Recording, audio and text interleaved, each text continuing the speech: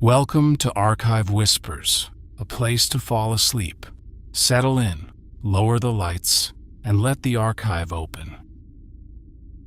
Tonight, the door we are going to open is a wooden one, very old and very heavy, set into a long wall of mud brick somewhere on the road between Bukhara and Samarkand. Beyond it lies a courtyard, and around that courtyard, a building made for travelers who have nowhere else to be. A caravanserai, a walled inn standing alone on one of the many threads of the Silk Road. We are going to spend a single night here, an ordinary night, with a caravan that has stopped to rest. Nothing of importance is going to happen. No one famous will pass through the gate. There is only the slow business of arriving, of settling animals and tired people, of waiting for morning inside a safe enclosure of brick and quiet. Places like this stood roughly a day's travel apart, a comfortable march for a loaded camel, so that a caravan could leave one in the morning and reach the next before the light failed. They were built by rulers and rich men as acts of charity and good sense, for a road with safe shelters along it carried more trade, and more trade meant more for everyone. The historians who study these routes, among them Susan Whitfield and Valerie Hansen, remind us that the Silk Road was never a single highway, but a loose web of tracks, and that most of the people on it were not adventurers at all, only ordinary traders moving goods a few hundred miles and then turning back. I should say, before we go any further, that everything you will hear tonight is built on real scholarship, on the work of people who have spent their lives reading caravan accounts, digging at ruined way stations, and tracing the brickwork of buildings like the one we are about to enter. There were real caravanserais on this exact stretch of country in the 11th century, some of them grand enough that their portals still stand. We are simply going to imagine one ordinary evening inside one of them, and to stay there together, slowly, until you fall asleep. There is nothing here you need to hold on to. No names to memorize, no thread of plot to follow to its end. If your attention drifts, let it drift. If you lose the sound of my voice for a while and find it again later, you will have missed nothing that cannot be found again. The whole point of a night in a caravanserai is that the day's walking is finished, the gate is shut, and there is, for once, nowhere further you have to go. So if you can, dim your lights now, the way the travelers are dimming theirs. Let the room around you grow as quiet as the courtyard we are about to step into. Settle the blankets. Find the position you will keep until morning, and let your breathing slow to the pace of people who have walked all day and are finally allowed to stop. We will go in through the gate together, and after that, there is nothing to do but listen and rest. The caravan we are joining is a small one, a few dozen camels and a handful of travelers, moving woven cloth and dried fruit and a little worked metal from one town toward the next. They are not important people. History does not record their names, and it never will. That is exactly why they are worth sitting with tonight, because for every famous traveler whose journey was written down, there were thousands of these quiet ones, arriving at a gate at dusk, asking for room, and lying down in the dark among strangers who were, by morning, almost familiar. The last hour of a day's travel is always the longest.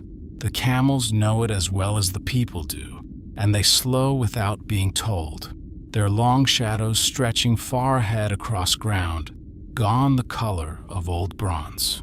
The heat has gone out of the air. A thin wind comes down off the higher ground and carries with it the smell of dust and of distance, and somewhere in that smell, faint at first, is wood smoke, which can only mean that the next shelter is near. No one says very much. There is nothing left in the day worth saying. There is only the walking and the looking ahead. and the low gray shape on the horizon that slowly, with each step, becomes a wall. From the outside, the Caravanserai gives almost nothing away. It shows the road a long, blank wall of mudbrick or baked brick, broken only by the gate and, here and there, by narrow slits too high to climb to. It looks less like an inn than like a small fort, and in a sense that is what it is. The walls are thick enough to keep out the cold and the wind and, on a bad night, anyone who might mean the traveler's harm. The historian Robert Hillenbrand, who has written carefully about these buildings, describes how their whole design turns inward, presenting a closed face to the world and saving all its comfort for the courtyard hidden within. The gate, when it is finally reached, is the one generous thing on the whole outer face. It sits inside a tall recessed arch, a deep pointed niche that the builders set with patterned brick, so that even a traveler half asleep in the saddle understands at once that this is the way in and that some care was taken over it. Beneath the arch, the doors themselves are heavy timber, banded with iron, wide enough and high enough for a loaded camel to pass, without lowering its head.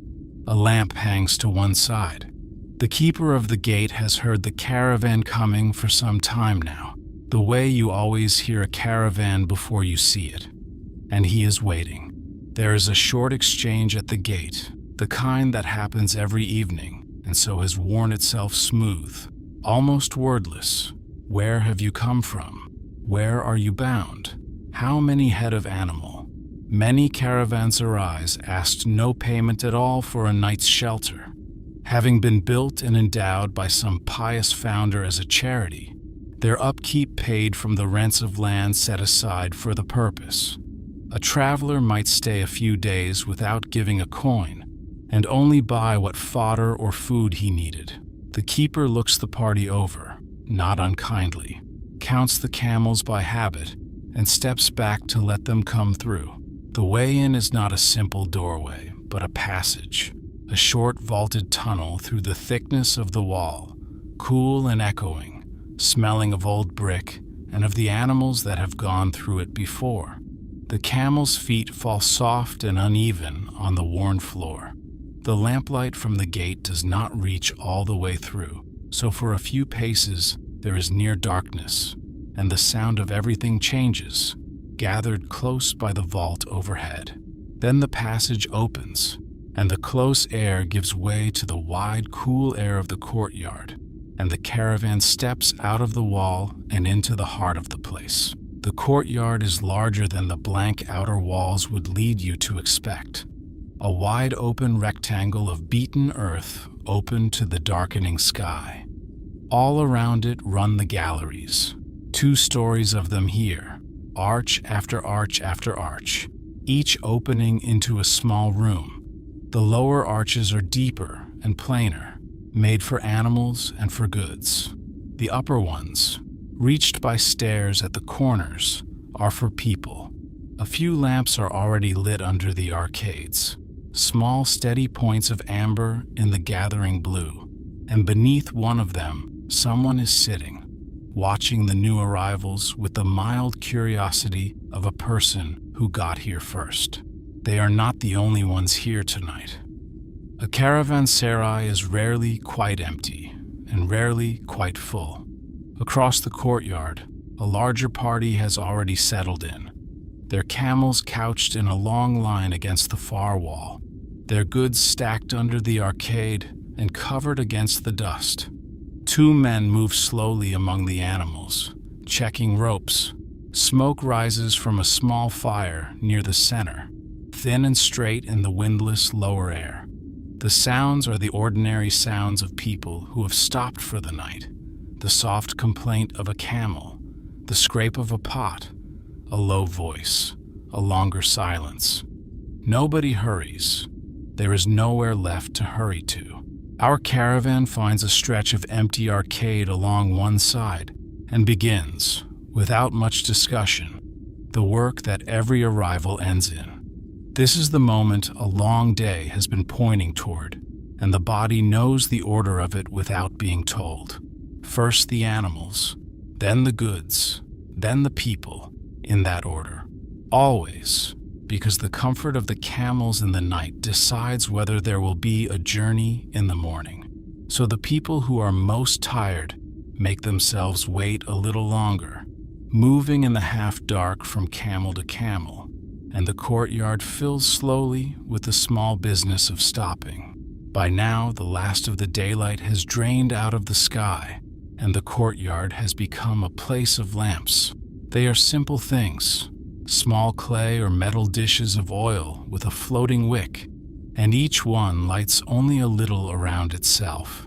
A hand, a face turned away, the curve of a loaded pannier, the wet, dark eye of a camel.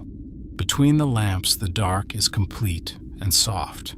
Above, where no lamp reaches, the first stars have come out over the open rectangle of the sky, very clear and very far, the same stars that have stood over every caravan that ever stopped on this road. One by one, the camels are brought down to kneel, which they do in their own slow-folding way, front legs first and then the back, settling to the ground with a long, groaning sigh that is somehow the most restful sound in the whole courtyard.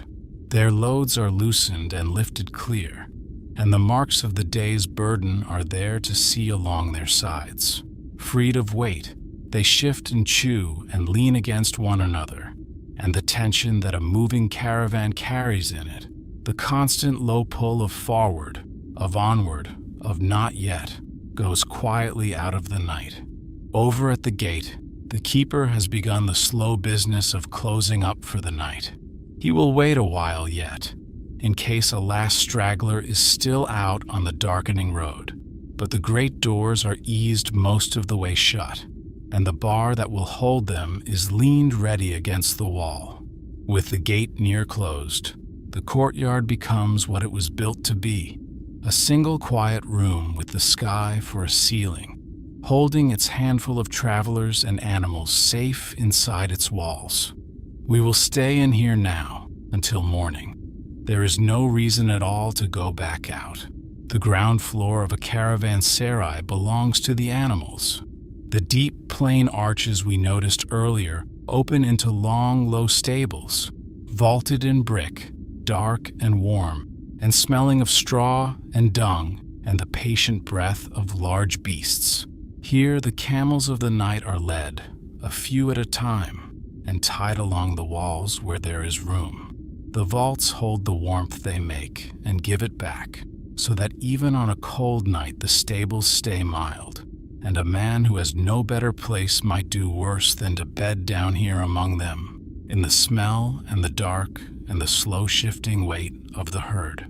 It is worth pausing on the camels themselves for a moment, because without them, none of this would exist. Neither the road, nor the inn, nor the trade that paid for both. The historian Richard Bulliet argued that across much of this world, the camel had quietly replaced the wheel, that for centuries, it was simply the better way to move goods over dry and broken country, needing no road, no cart, no team, only a driver and a path.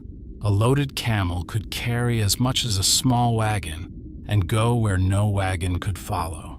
The whole patient machinery of the Silk Road rested, in the end, on the broad, soft feet of these animals now folding down to sleep.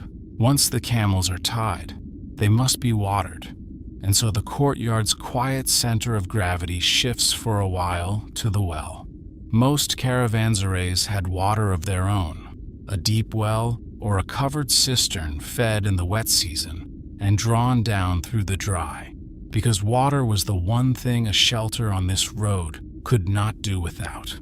A bucket goes down on a long rope into the cool dark and comes up heavy, and the water is poured off into a stone trough, worn smooth by years of muzzles. The sound of it, the creak of the rope and the soft fall of water into stone, carries clearly across the still courtyard. The animals drink in turn, unhurried, their reflections breaking and reforming on the dark surface of the trough. There is an order to it that no one enforces. The larger and older beasts somehow first, the younger ones waiting, and the men simply stand by, refilling the trough, resting a hand on a flank, murmuring the small, meaningless words that people say to animals everywhere. It is the most ordinary scene imaginable, and it has been repeated at this well every evening, for longer than anyone present could say, and it asks nothing of us except that we watch it and let it slow us down. Then comes the fodder. Sacks are opened, and the day's allowance is measured out. Chopped straw and a little grain, into the troughs and onto cloths spread on the ground. A caravanserai often kept supplies to sell, hay and barley and chaff, so that a traveler whose own stores were running low could buy enough to see his animals through to the next town. The camels lower their heads to it with the single-minded attention that hungry animals give to food, and for a while, the loudest sound in the whole place is the steady, soft, grinding chorus of many mouths chewing in the dark. With the animals fed and watered, the men who tend them can finally slow down themselves. They move along the line one last time, feeling for a loose rope or a sore that the day has rubbed, lifting a foot to check it, drawing a blanket over an older animal against the coming cold of the small hours. None of this is dramatic. It is only care, the plain, unhurried care that keeps a caravan alive, given quietly and without thanks, because the men know that an animal which sleeps badly walks badly, and a journey is only ever as strong as its weakest beast. The goods, meanwhile, have their own place for the night. Bales and bundles are stacked under the lower arcade, out of the dust and away from the animals, and a cloth or a hide is thrown over them and weighted down at the corners. Some merchants will sleep beside their wares, or set a man to watch them, not because the caravanserai is unsafe, but because the habit of a lifetime is hard to put down. Inside those wrapped bundles is the whole reason for the journey, cloth and metal and dried things that are worth a little more at the far end of the road than at this one. And that small difference, repeated across thousands of such journeys, is the Silk Road entire. The courtyard by now has taken on the particular character of a place where many strangers are about to spend a night together. Here and there, small groups have formed around their own lamps and their own fires, each caravan a little world of its own, and yet the walls hold them all in common, and a person crossing from one side to the other passes through pools of other people's light and other people's quiet talk, in languages he may or may not know. There is a courtesy to it, an unspoken agreement that under this one roof, for this one night, everyone is simply a traveler, and that is enough. It is the kind of mixing that the trade routes were famous for, though it rarely looked dramatic from the inside. The scholar Étienne de la Vaissierie has traced how, for centuries, merchants such as the Sogdians carried goods and letters and quiet news from one end of this world to the other, building networks of kin and trust that stretched across thousands of miles. A caravanserai courtyard at night was where those networks touched the ground, where a man from one town learned the price of barley in another, or that a certain pass was closed by snow, or simply that the road ahead was, for now, as it should be. Our own travelers have little such business tonight. They are a small party carrying ordinary things, and their talk, what there is of it, is about nearer matters, the state of an animal's foot, the distance to the next water, whether the wind will turn cold before dawn. One of them walks a slow circuit of the couched camels with a lamp, more from habit than need, and the light moves along the wall and throws their great shadows up across the brick, swaying and enormous, then passes on, and lets them sink back into the dark. And so the lower courtyard settles. The animals are down and quiet. The water is drawn. The goods are stacked and covered. And the men who have been on their feet since before dawn begin, at last, to think about their own rest. The cold is coming up out of the ground now, the way it does in those dry lands once the sun is long gone, and one by one the travelers turn away from the open courtyard and toward the warmth that is waiting on the other side of the place, where a fire has been kept burning, and where there is bread, and something hot to drink, and a little while of sitting still before sleep. There is, in most caravanserais of any size, a warm room set aside for people, a common space near the kitchen where a fire is kept and where travelers can sit out of the cold. It is not grand. The walls are smoke-darkened. The floor is spread with worn matting and a few flat cushions, and the only light is the fire itself and a lamp or two. But after a long day in the open, to step through the doorway into that close, warm air, thick with wood smoke and the smell of cooking, is to feel something in the chest loosen, a small homecoming to a home that is not yours and that you will leave in the morning. The fire is the heart of the room, as fires always are. Someone feeds it a few sticks of the dry scrub that grows out on the plain, careful with it, because firewood is precious in a country with few trees and must often be carried in or bought. The flames take hold of the new wood slowly, and the light swells and steadies, and the faces around the fire, turned toward it and away from us, glow softly along one side and fall to shadow on the other. No one speaks for a while. There is a kind of talk that only happens around a fire, and a kind of silence too, and the silence usually comes first. Off to one side, in the smoke and the half-dark, the evening meal is being made. It is plain food, the food of the road, and there is comfort in its very plainness. Flat bread is the center of it, dough mixed and slapped out thin and pressed against the hot inner wall of a clay oven, where it bakes in a few minutes and is pulled off blistered and steaming. There may be a pot of lentils or beans set at the edge of the fire, a handful of dried fruit, a little hard cheese, some onions. Nothing that would impress anyone, only enough and hot and shared, which on a cold night far from home is a great deal. The smell of the baking bread fills the room and drifts out into the courtyard, and it does what the smell of bread has always done, which is to draw people quietly in. They come a few at a time from the dark, settling onto the matting, holding their hands out to the fire, and the room slowly fills without anyone arranging it. There is no host to greet them, and no place is set. A traveler takes the spot that is open, accepts what is passed to him, and gives back what he can. And in this way, a meal assembles itself out of the contributions of strangers, which is one of the oldest and kindest things that human beings know how to do. Something hot is poured to drink, carried round in a battered metal pot, and the cups are passed from hand to hand. It is bitter and warming and faintly smoky from the fire, and people hold the cups in both hands as much for the warmth as for the drink. This was a world before tea had become the universal companion of travel that it later was, and the drink might be no more than hot water steeped with whatever herb was to hand.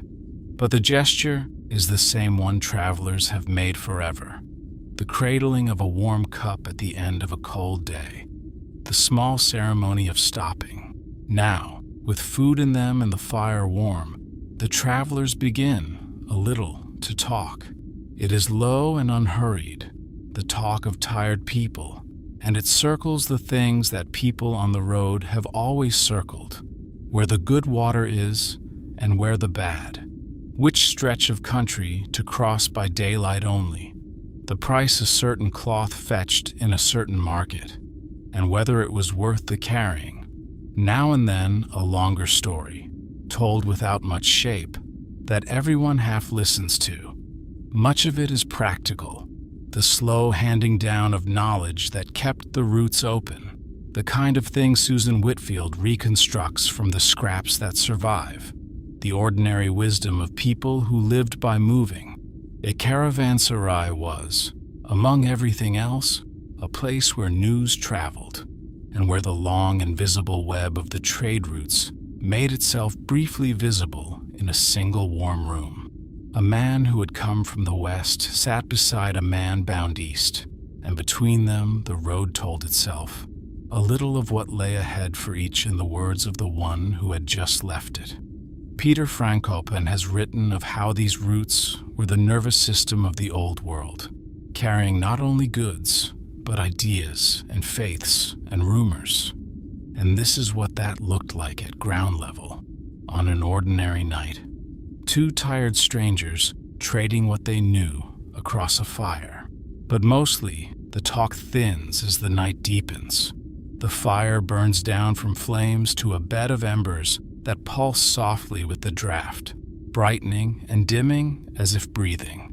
People stop answering one another and simply sit, watching the coals, the way human beings have watched fires since long before there were roads or caravans or histories to write any of it down.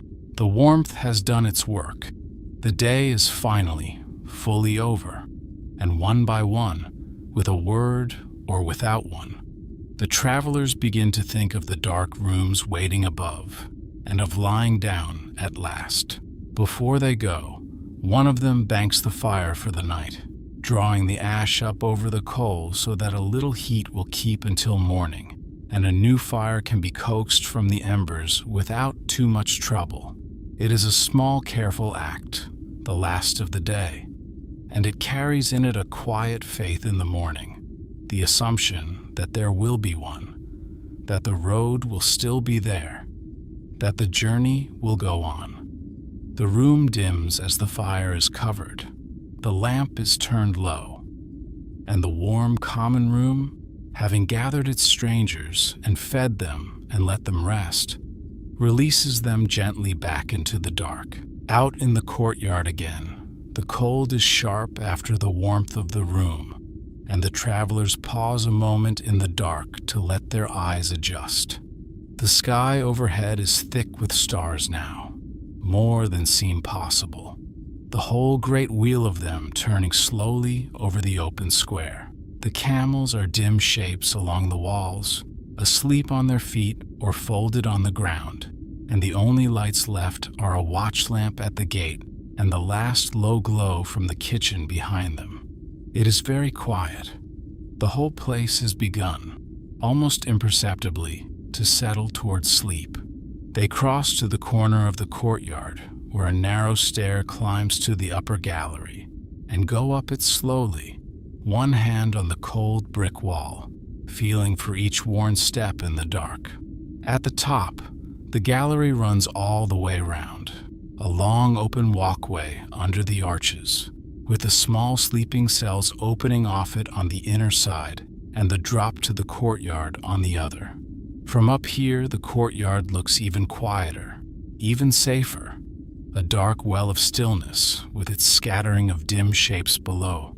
We will follow them up and along to the rooms where the night is finally spent. The cells of the upper gallery are small and almost identical, and that sameness is part of their comfort.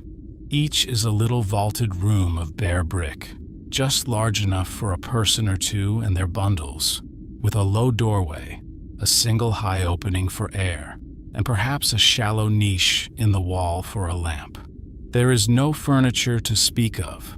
A traveler unrolls his own bedding on the brick platform or the floor, sets his bag against the wall, props his staff in the corner, and the room is made.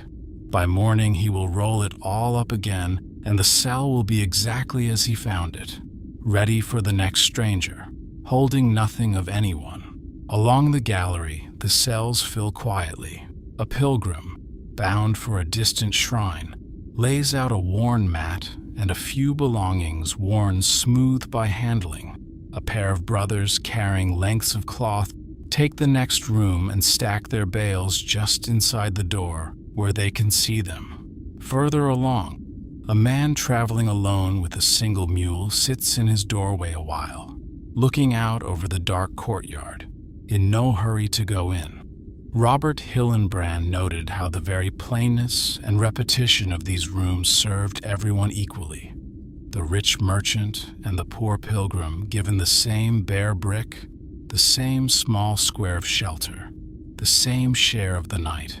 In one of the cells, by the light of a carefully tended lamp, a merchant has settled to the small private ritual that ends his every day on the road. He has taken out a worn ledger, a strip of folded paper, or a small bound book, and he is going over the day's account, what was spent on fodder, what a thing weighed, what is owed and to whom. His lips move slightly as he reckons.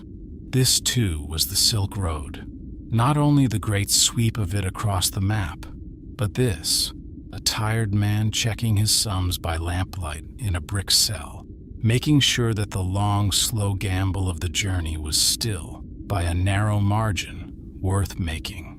What was actually moving along these roads was less glamorous than the name Silk Road suggests, and far more various. Silk, yes, but also wool and cotton and linen, dyes and medicines, paper and glass, and worked metal, dried fruit and nuts, salt, gemstones, and the small, light, precious things that repaid the cost of carrying them furthest. Jinru Liu, who has written on the trade in everyday detail, shows how goods changed hands many times along the way, each merchant carrying them only a stage, so that a bolt of cloth might pass through a dozen pairs of hands and a dozen caravanserais like this one before it ever reached the person who would finally wear it. From the gallery you can hear, faintly, the murmur of several languages at once. A caravanserai gathered whoever the road brought, and the road brought everyone, so that on any given night the talk drifting up from the cells and the courtyard might hold a dozen tongues, none of them fully understood by all, and yet a kind of understanding got done all the same. Trade has its own language of gesture and number that crosses every border, and travelers learn quickly the few words they need.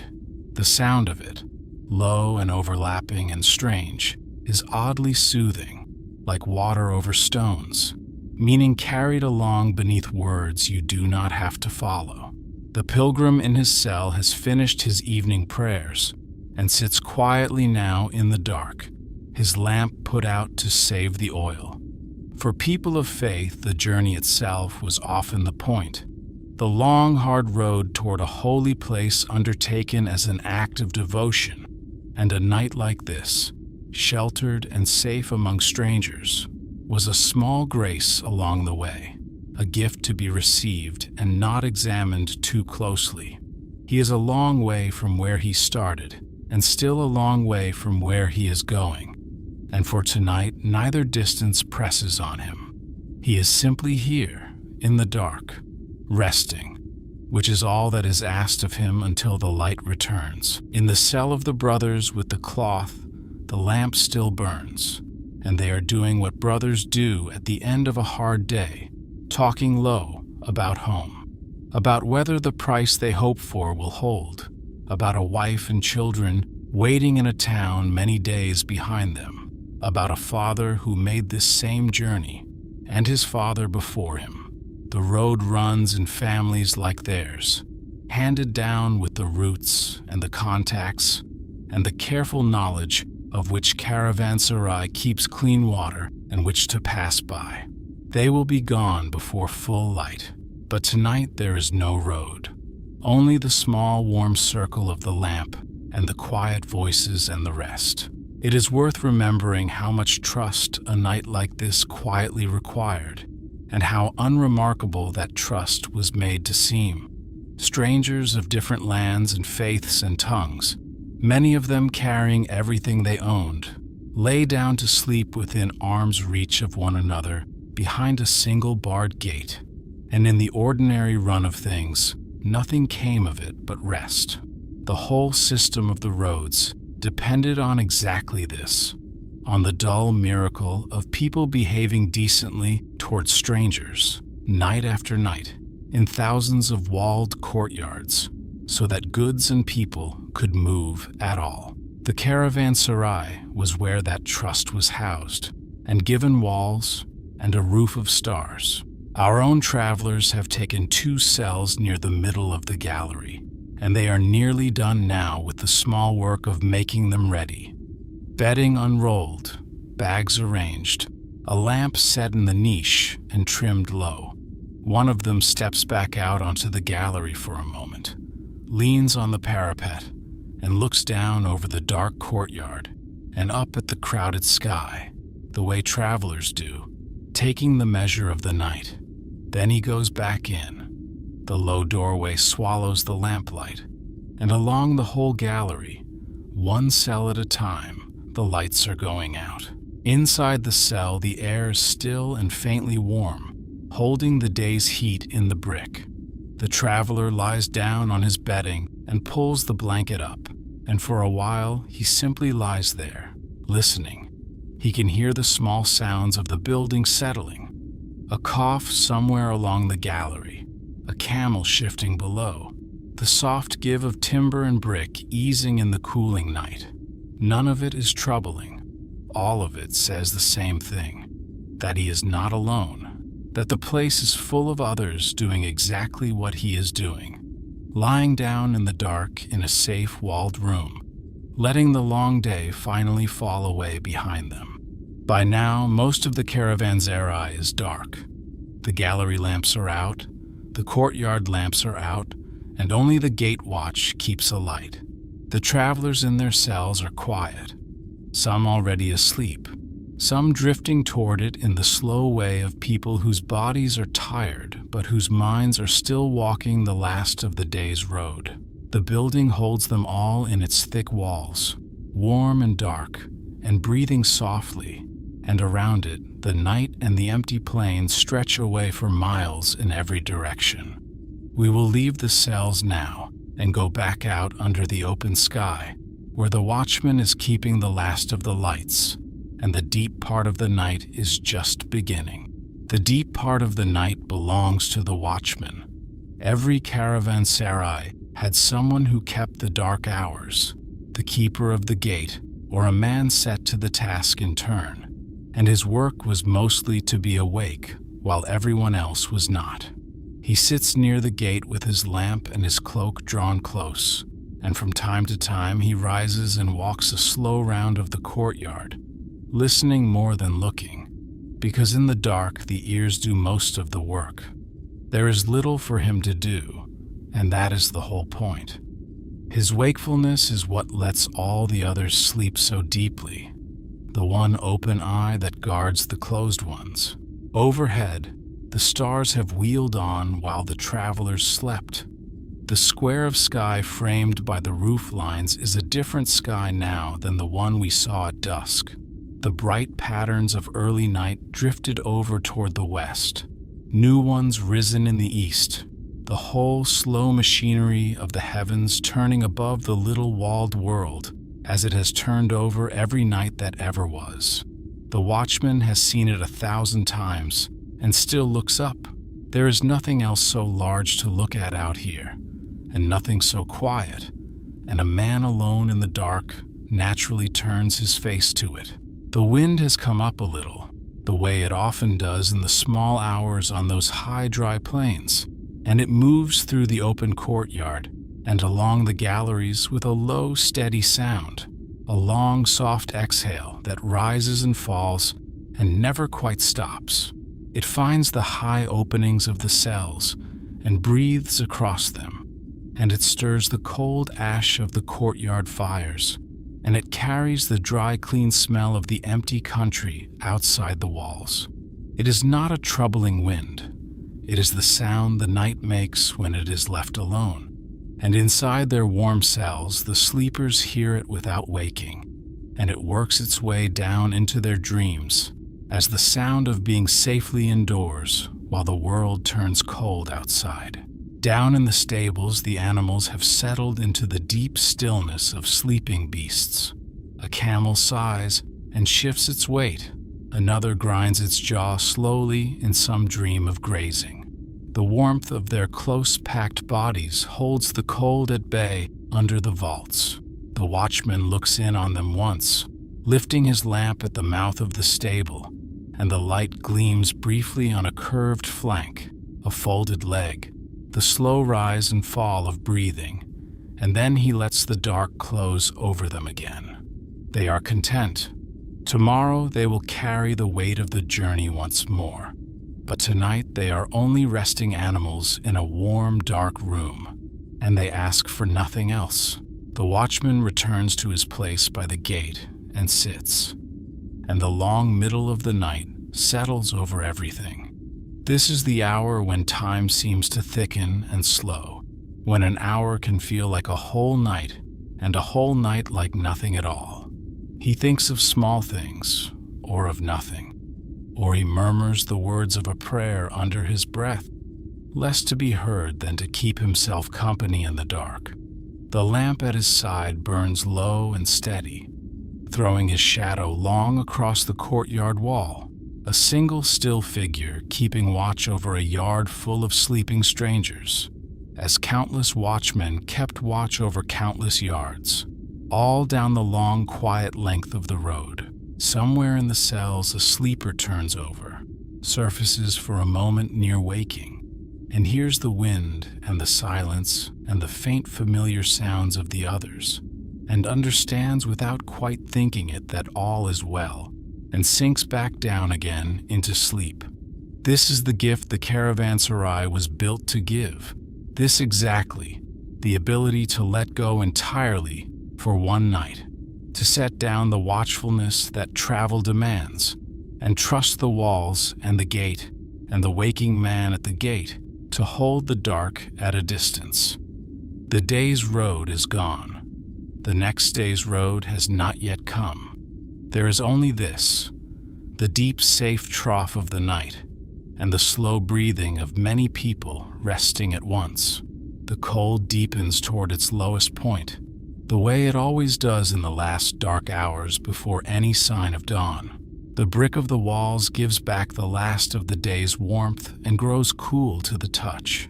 The watchman feeds a little fuel to a small brazier at his feet and holds his hands over it, and the embers glow and fade with the breathing of the wind. Out beyond the walls, on the empty plain, nothing moves at all, only the dry grass leaning in the dark, and the great slow turning of the stars. The Caravanserai sits in the middle of all that emptiness, like a single warm coal, holding its small handful of life through the coldest part of the night. Nothing happens, and that is exactly as it should be. A night in a caravanserai is, when it goes well, a night in which nothing whatever occurs. No alarm, no arrival, no trouble. Only the slow passage of the dark hours over a sleeping house. The watchman keeps his small fire. The sleepers keep their dreams. The animals keep their warmth.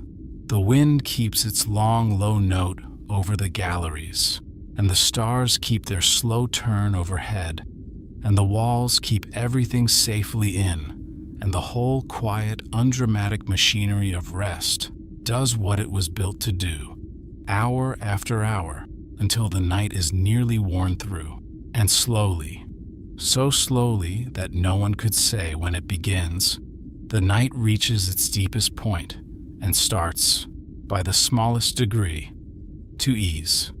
The cold stops deepening. The wind drops to almost nothing.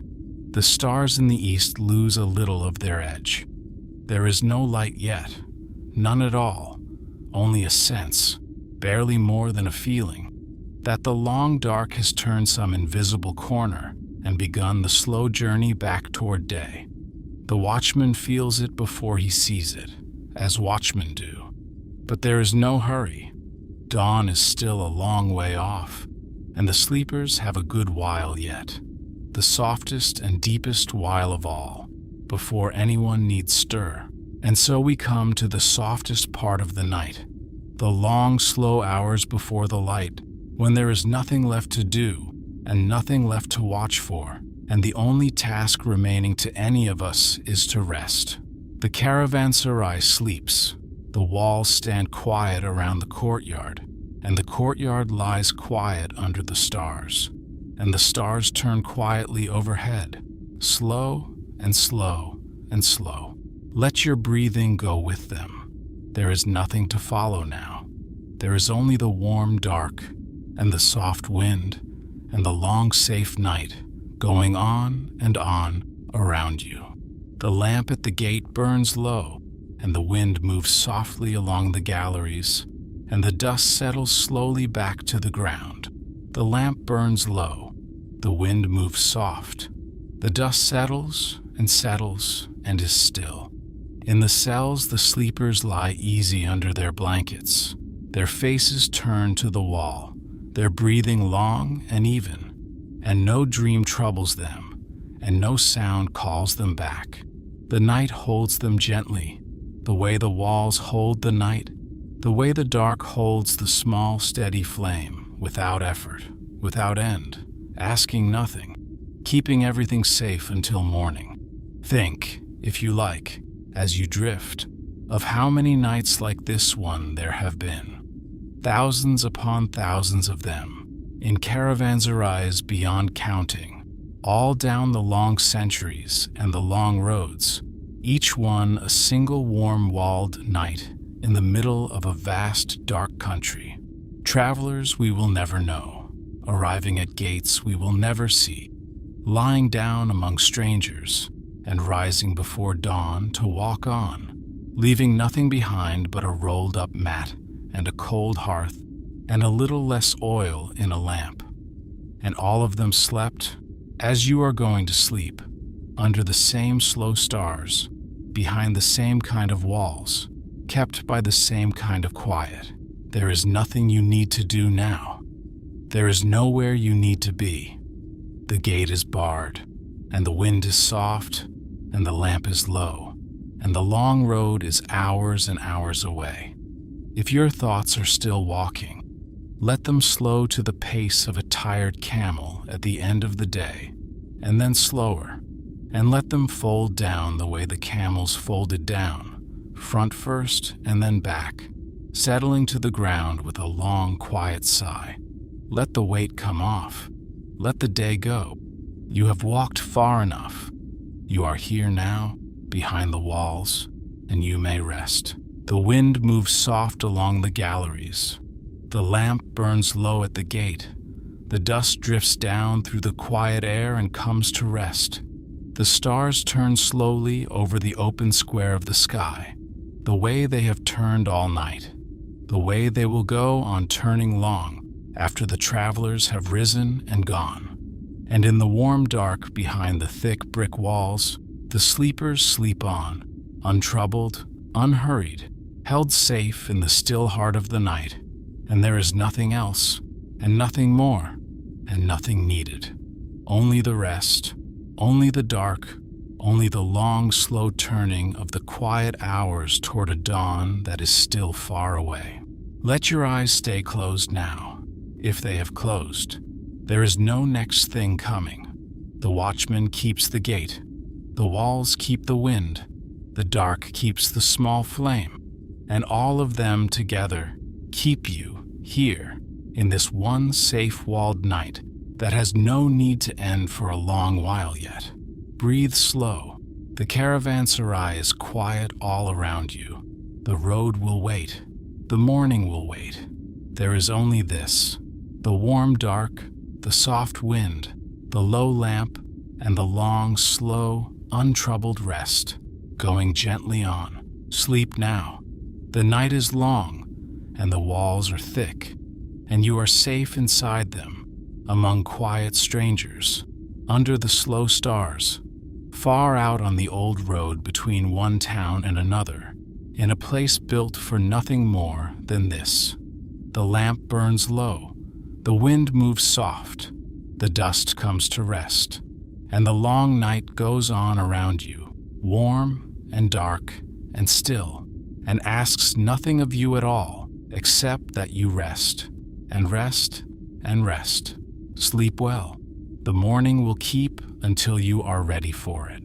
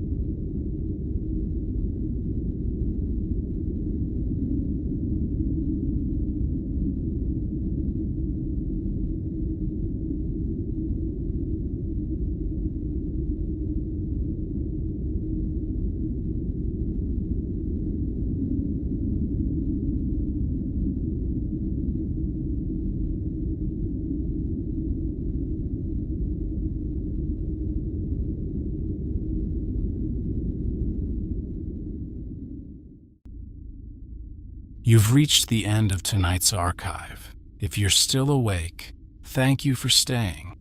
And if you drifted off somewhere in the dark, then it did its work. Rest now. The next chapter will be here when you are.